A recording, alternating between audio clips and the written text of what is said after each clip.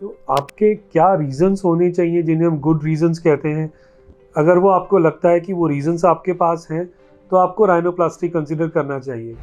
मैं doctor Sunil Arora, board certified plastic surgeon, ALCS hair transplant and cosmetic clinic Jaipur.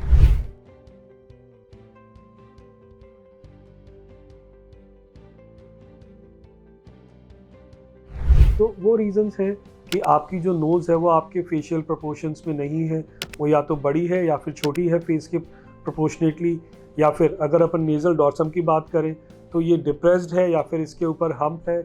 अगर nasal bridge की बात करें तो ये शायद ज़्यादा चौड़ा है तो उसको आप नैरो करा सकते हैं, या फिर आपको लगता है कि आपकी जो नेज़ल टिप है वो थिक है, बल्बस है, ओवर हैंगिंग है, ओवर प्रोजेक्टेड है, एलोंगेटेड है, या फिर शॉर्ट है, रिट्रैक्टेड है, ओवर रोटेटेड है। तो इन सब कंडीशंस में आपके पास रीजंस हैं जिससे कि आप एक राइनोप्लास्टी करा के और नोज़ की अच्छी शेप प्राप्त कर सकते हैं। इसके अलावा कुछ रीजंस हम कहते हैं जिन्हें कि हम एक तरह से बैड रीजंस या कॉन्ट्राइंडिकेशंस कहते हैं, जिनके अंदर की जो अगर आपके वो रीजंस हैं राइनोप्लास्टी के लिए तो आपको राइनोप्लास्टी कंसिडर नहीं करनी चाहिए। वो रीजंस होते हैं कि आप इमेच्योर हैं, अभी आपकी जो स्केलेटल मैच्योरिटी है वो पूरी नहीं आई है फेस पे, आपकी एज काफ़ी कम है। उसके अलावा आप जो राइनोप्लास्टी करा रहे हैं वो आप करवा रहे हैं खुद के लिए नहीं बल्कि किसी प्रेशर में। वो प्रेशर किसी भी तरह का हो सकता है, फैमिली का, फ्रेंड्स का, या फिर किसी जॉब रिलेटेड या आपके प्रोफेशन और किसी प्रोफेशन से रिलेटेड हो सकता है वो प्रेशर, जिसकी वजह से आप राइनोप्लास्टी करा रहे हैं। तो ये सब रीजंस होते हैं जिनमें आप अवॉइड करें राइनोप्लास्टी करवाना।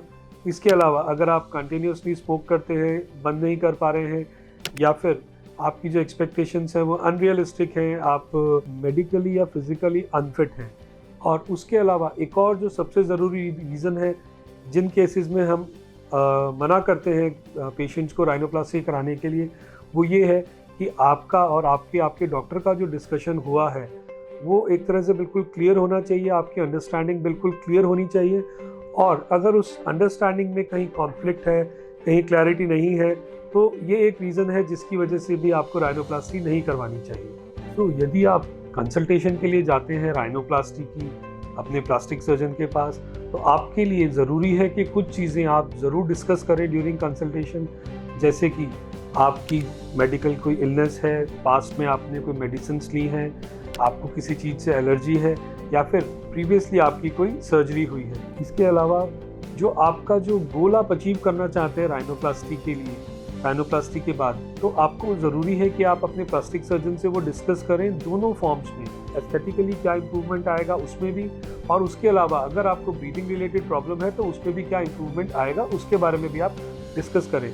इसके अलावा प्रेजेंट डे में आप क्या क्या मेडिसिन ले रहे हैं, कुछ हर्ब्स अगर आप ले रहे हैं, कुछ ब्लड थिनिंग प्रोडक्ट्स ले रहे हैं, आप अल्कोहल कंज्यूम कर रहे हैं या स्मोकिंग कर रहे हैं, या फिर कोई विटामिन्स ले रहे हैं, तो ये डिटेल्स भी आप अपने प्लास्टिक सर्जन से डिस्कस करें।